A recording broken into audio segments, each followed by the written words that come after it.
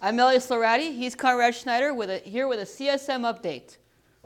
Yeah, Elias, the game last night was mainly a snoozer between the Leafs and the Devils. The Leafs hosted the Metropolitan leading New Jersey Devils, and through 64 minutes and 57 seconds of this game, there were no goals. But young Willie Nylander made some magic happen and was the hero who saved the day, scoring with only 3 seconds remaining in overtime to give the Leafs the 2 points and a 1-0 win.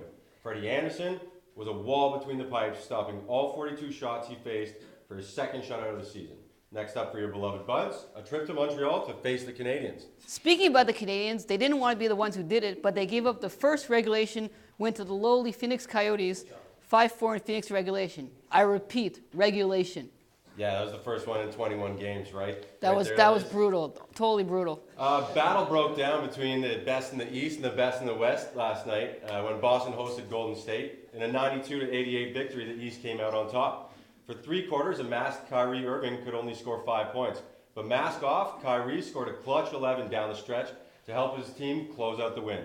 And the Raptors take on the Knicks at home tonight. Knicks are 8-6 this season, currently good enough for 5th in the East, 1 spot behind the 9-5 Raps. And heading back to the NHL, 4 other Canadian teams on the ice last night.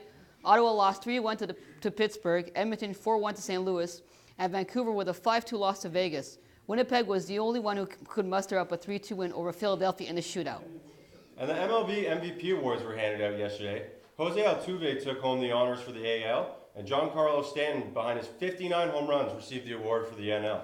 I think it should have been Joey Votto on that side. What about you, Elias? I like home runs, Conrad. Lots of home runs. Finally, the Thursday nighter in the NFL, the Titans could not contain Antonio Brown. He had 10 catches, 144 yards, 3 touchdowns, as the Pittsburgh Steelers beat the Tennessee Titans 48-17. Conrad, what does this mean for the playoff picture going forward?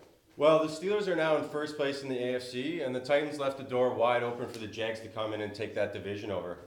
Thanks for joining us, guys. Updates every 20 minutes on CSM.